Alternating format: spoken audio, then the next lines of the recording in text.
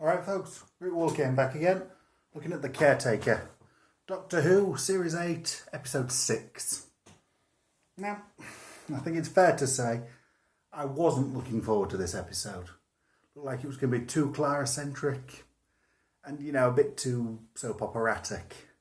So, the question is, has it lived down to my expectations, or has having low expectations actually helped this episode seem better? Let's dive in and find out. Okay, well this seems to be another one of them episodes with essentially two plots. There's the main plot, which is, robot on Earth that the Doctor's trying to find and get rid of before it, kills everyone, destroys the planet. The usual drill. The other is Clara's duality. The fact that she's, running off with the Doctor and trying to live a normal life with her boyfriend. And to be fair, the first one, basic plot, but would have been really simple and would have taken 20 minutes, half an hour to wrap up if the Doctor had been allowed to do it. But the second part, Danny blunders in, cocks it all up for him, and forces the Doctor to, improvise. Nothing wrong with that. That's actually the basis of many a good Doctor Who story. Most of the good Doctor Who stories. Something goes wrong, they blunder through. I'm not complaining about that. And as for Clara's duality, well, that's more character-based stuff. This is a really character-driven one, which sort of hurts the plot a lot, because it means there isn't all that much of it. Yeah, Doctor sets things up, Danny interferes, things go wrong, got to do something else. In the end, Danny, does the big jump, saving the day. Creature gets shut down. Really, really basic plotting. But, your classic Doctor Who background for the characters to weave on. So the key thing is how strong the characters have to be. Now, the question is, did those characters live up to how good they had to be to lift the episode? Well, only one way to find out. Let's move straight on to them.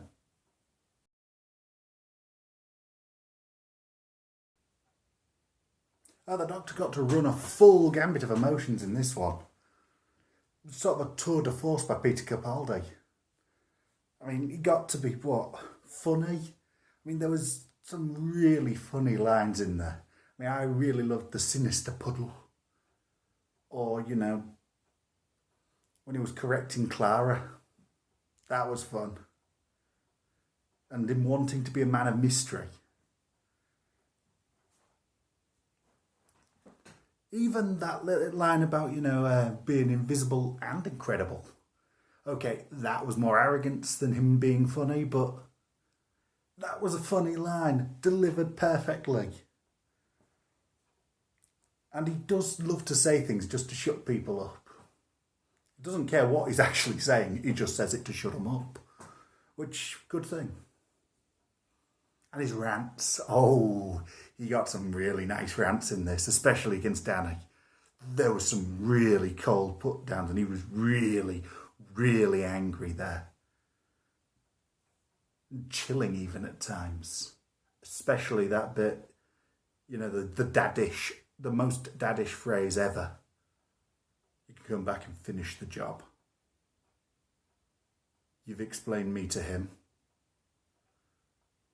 Now you can explain him to me. He just sounded so disappointed. You could see how it crushed Clara, and that was so well done.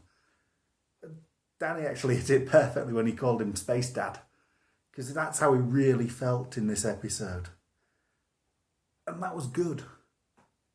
But the key thing he seemed to be throughout the entire episode was irritable. That was kind of his defining trait. That seems to be one of his main defining traits as the Doctor. And I've got no problem with that. I like that. I really like a character that can pull that off. Look, I'm trying to save you now. Bugger off and let me do it. That is, if he can hit that perfectly, which Peter Capaldi seems to be able to do, then I really approve. I loved it when Spike did that when he was in Angel. I love it when any character can do that well. So yeah, the Doctor was well on form for me today, and it all seemed to focus on him. Okay, there was a lot of stuff with Clara and Danny and all the rest, but it really did seem like loads of the time was just spent on his story, and it was all from his point of view, which is the Doctor's show. It should be. Well done. Well done, Capaldi. Well done, Gareth Roberts. Not yet convinced me on your part of it, Steve. Stephen Moffat, you seem to be too Clara-centric still and too soap operatic, but the Doctor stuff was good. Thumbs up. Okay. I've already stated in the Doctor's bit that there were parts of it that were too Clara-centric. And with the way I've, been a bit scathing of Clara these last few weeks, I bet some of you out there are expecting this to be a really bad attack on Clara. And, well, frankly, you're wrong. Clara, I thought, was really good in this episode. It really put her in her element. And she seemed to really love being with the Doctor, travelling with him, seeing all the wondrous things. I mean, how amazing she called it. That was nice. That was really nice to see that side of her. And yeah, okay, she was still very arrogant. And there was a lot of personality traits that I would really, really hate if I knew her. But it worked. It worked in this story. I liked the fact she couldn't cope with the two lives and when they came together and how bad she was at lying. They seemed actually quite annoying, but not out of place. She seemed really bad under pressure, but she also seemed really protective of her kids. And arrogant again, because she saw them as her kids, but she really, really seemed protective of them. She loves going off with the Doctor, but she doesn't want the Doctor coming to her because it's leading to trouble for the people she cares about. That kind of shows exactly what kind of companion you need to be. And that really, really was well done. Really well played, really well scripted. Okay, some of the lies she told were really cringeworthy. And some of the other moments were pretty bad as well. But overall, when she wasn't having to be too soap opera, she actually was a really good, well-rounded character that really added to the story. And this really is the first time I've felt she's managed to pull off both halves, that they've actually managed to hit that really well. So yeah, she's getting a thumbs up from me today.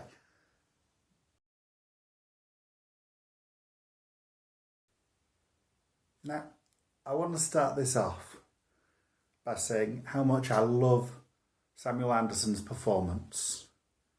I think he's a really good actor. Really think he does the job well. Now that's out the way. I do think the character is there as the fangirl appeal character. I've said this before. I'm sure I'll say it again. He's bad. A bad character. He's not well-rounded enough. He's essentially there to cause conflict between Clara and the Doctor and to give Clara something to do. This was my attitude going into this episode, and the episode hasn't done all that much to relieve me of that thoughts. Now, I really enjoyed the performance, I say again. He was really good, and he did what he had to do well. And the way he actually stood up to the Doctor was really well done. But I don't know, he just isn't doing it for me. I've not taken to his character.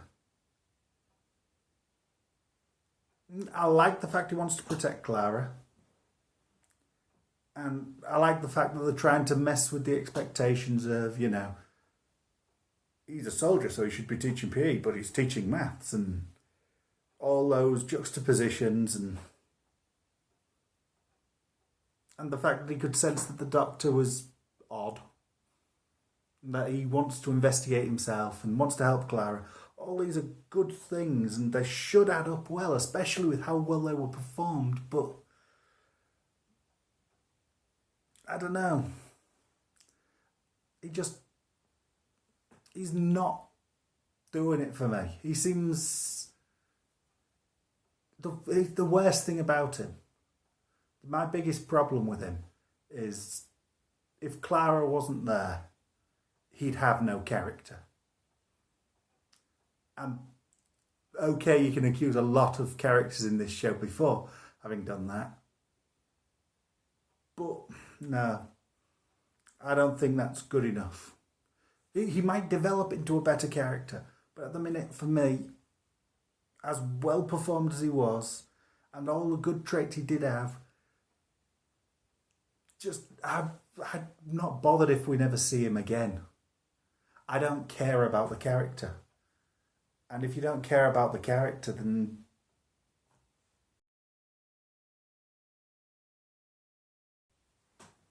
okay, so no other character got any real focus in this episode. It was just, the big three. So I'm going to just give a quick run through of other characters that I picked up in it. Firstly, I want to point out other kids in the school. Yeah, they knew that Clara and Danny were going out. That was good.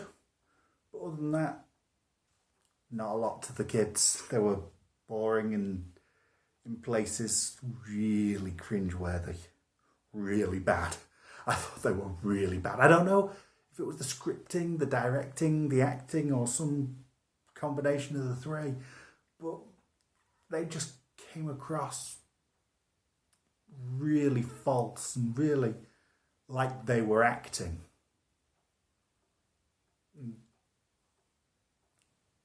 But Courtney got some development, so we'll focus on her, put all the others to the side, focus on her. She was really annoying. Really couldn't take to her. She really didn't deserve a trip in the TARDIS. She's disruptive. Okay, that's essentially all we know, that she's disruptive. And that she would happily like to travel with the Doctor until she finds out she gets travel sick with it. Really, really annoying. Be happy not to see her ever again, please. Please, Moffat, do not bring her back.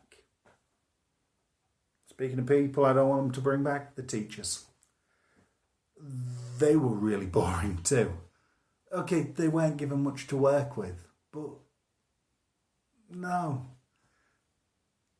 They were given not much to work with and they didn't work with even that. They were boring, dull. The only one who actually had anything more was the one that the Doctor thought Clara was going out with. My God, they picked a really good actor for that. He really looked like the 11th Doctor. He really looked like Matt Smith. I can thumbs up on that casting. I'm well impressed there. About the only thing that did impress me about them. It's a bit worrying, isn't it, that the most impressive guest actor of the whole piece was the policeman who lasted about 2 minutes and then got shot.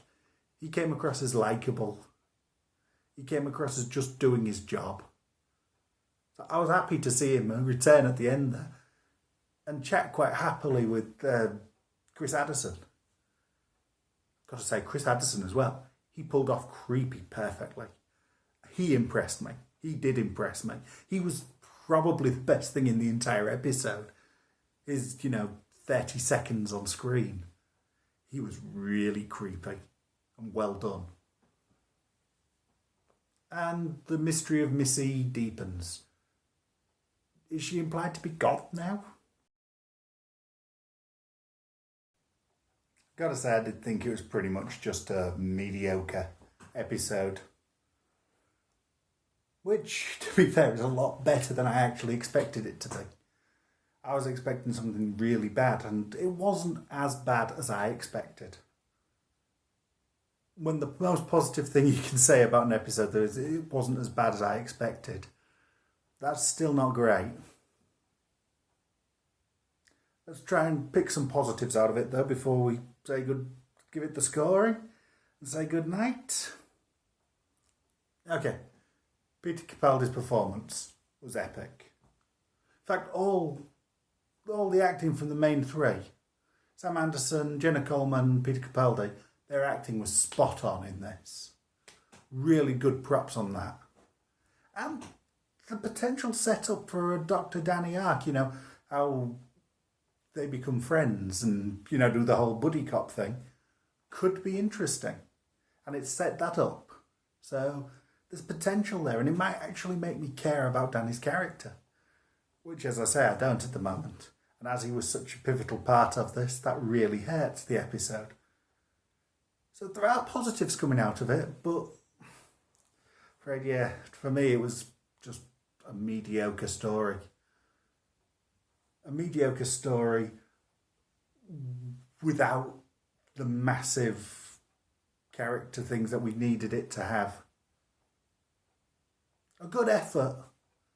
A for effort, but just not hitting that for me tonight. So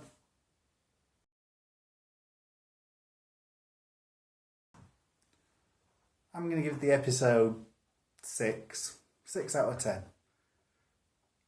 I was expecting to be giving the episode 2, 3, maybe 4. So 6 is a vast improvement from what I was expecting. But there was too much soap opera going on, and the main story didn't hold it. The key character, Danny, didn't do it for me. If I was rating it on acting from the main cast, it'd probably still be a 10. But with story, with how much I care for the characters, no. It's not there. Let's hope they pick it up again by next week. Till then, see you.